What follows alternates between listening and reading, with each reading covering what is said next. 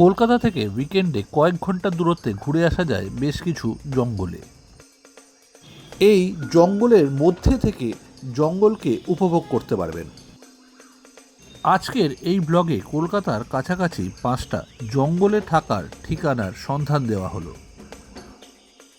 এই সকল জঙ্গলে কোথাও বা থাকার ব্যবস্থা টেন্টে, আবার কোথাও বিলাসবহুল রিসোর্টে। আমার চ্যানেল পুষ্পল এক্সপ্লোরসে আপনাদের স্বাগত জানাই। আজকের প্রথম জঙ্গল স্টে গুড়গুড়িপাল জঙ্গল ক্যাম্প। কলকাতা থেকে গাড়িতে রওনা হয়ে 3 ঘন্টার মধ্যেই পৌঁছে যাওয়া যায় মেদিনীপুর শহরের কাছেই গুড়গুড়িপাল জঙ্গলে। গভীর শাল গাছের জঙ্গল,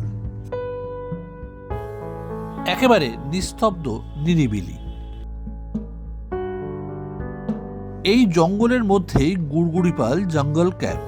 পরপর বেশ কয়েকটি টেন্টেই থাকার ব্যবস্থা। শালপাতার থালা বাটিতে একেবারে ঘরোয়া খাবারের ব্যবস্থা।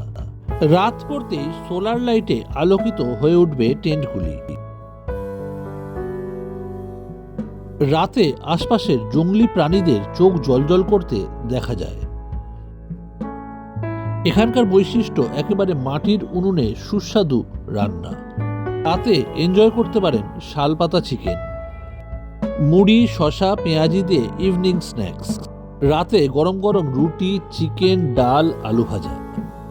রাতে মাঝে মধ্যেই হাতি তাড়ানোর শব্দ শোনা যাচ্ছিল। জঙ্গলে ঘুরতে ঘুরতে মাঝে মধ্যে 2-1টা বন্যপ্রাণীর দেখাও পেয়ে গেলাম। নানান রকমের রং বেরঙের পাখিরও দেখা মেলে এখানে।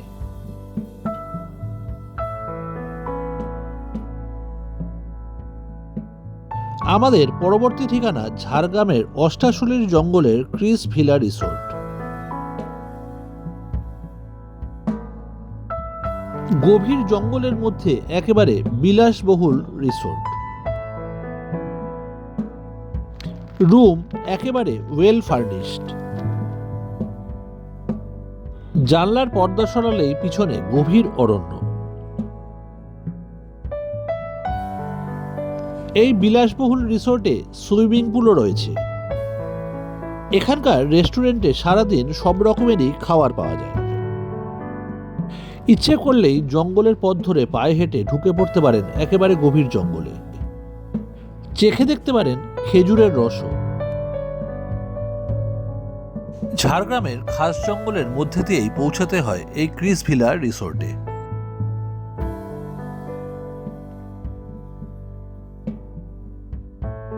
এই জঙ্গলে পায়ে হেঁটে বেরোলে চলাফেরা করতে হবে একটু সাবধানে, যে কোনো সময় হাতি চলে আসতে পারে।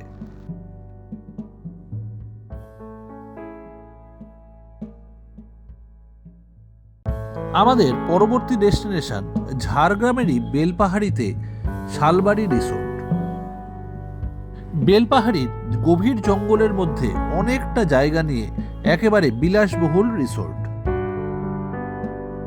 এখানে tent, cottage, মাড house, swimming pool সবই রয়েছে।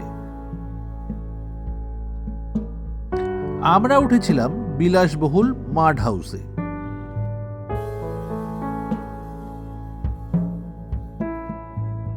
একেবারে জঙ্গলের ভিতর রিসোর্ট ক্যাম্পাসটা ছবির মতো সুন্দর।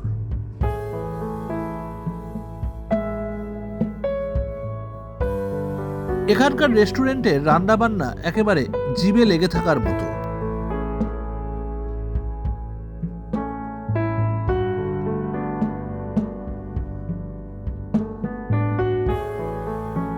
এখানে থাকলে এদের তৈরি রাতে শালপাতা চিকেনটা অবশ্যই টেস্ট করতে হবে।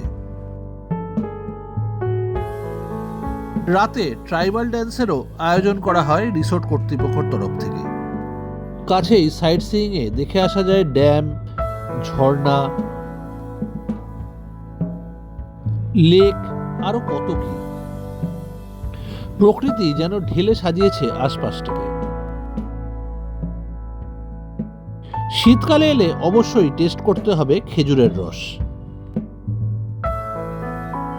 আরাম কেয়াদায় দুলতে দুলতে রাতের নিস্তব্ধতা এনজয় করতে হবে।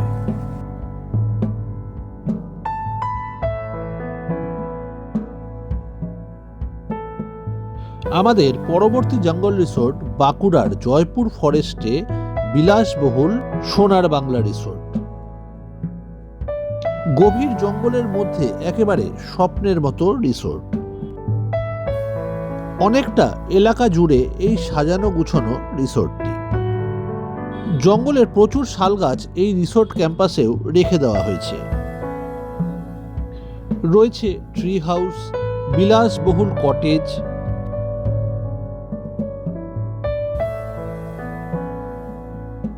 কটেজের সাথে অ্যাটাচড লন, জঙ্গলের গাছপালায় ঘেরা সুইমিং পুল।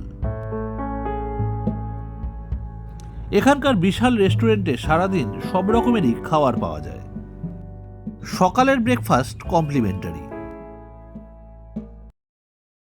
অনেক রকমের অ্যাডভেঞ্চার অ্যাক্টিভিটিও রয়েছে এই রিসোর্ট ক্যাম্পাসে।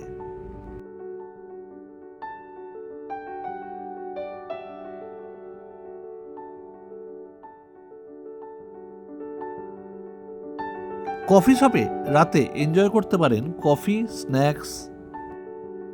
রাতের অন্ধকারে আলোকিত রিসোর্ট চত্বর বেশ মায়াবী রূপ ধারণ করে। সকালের কমপ্লিমেন্টারি ব্রেকফাস্টে একেবারে এলাহি আয়োজন। একেবারে হাই ক্লাস অ্যামিনিটিস এনজয় করবেন এই রিসোর্টে।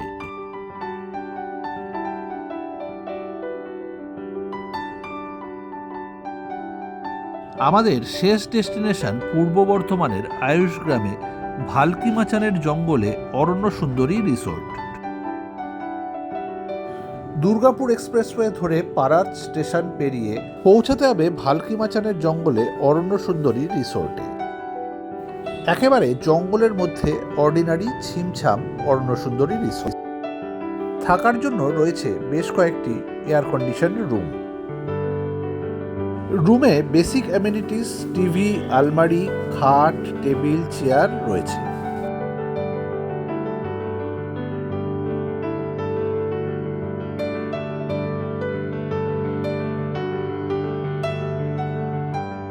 দুতলার বারান্দায় বেরোলেই চারিদিকে শুধু জঙ্গল।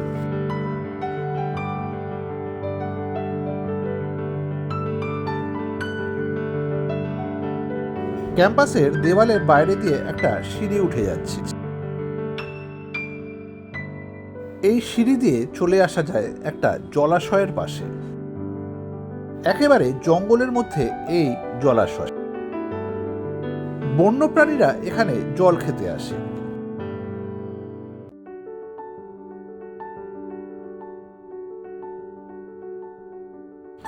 জলাশয়ের ঘাটে বসে মাছ ধরারও ব্যবস্থা করে দেওয়া হয়।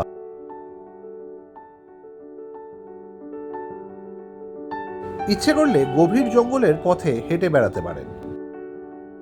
নানান রকমের পাখির ডাকে মুখরিত এই জঙ্গল।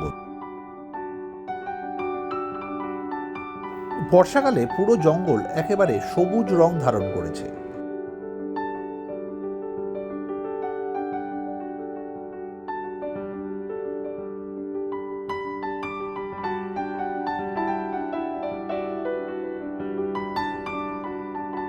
এখানকার ডাইনিং হলে দুপুরে শালপাতার থালায় ঘরোয়া খাবার দারুণ সুস্বাদু। ঘরোয়া প্রতিটা আইটেমের স্বাদ একেবারে জিভে লেগে রয়েছে।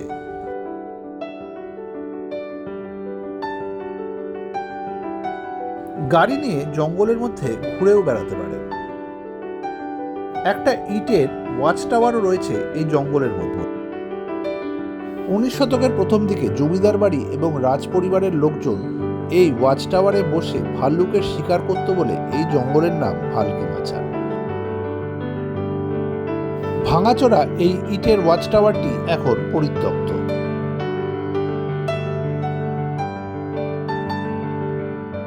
কলকাতার কাছাকাছি এই জঙ্গল স্টেগুলি কিরকম লাগলো কমেন্ট করে জানাবেন। সকলে ভালো থাকবেন, সঙ্গে থাকবেন।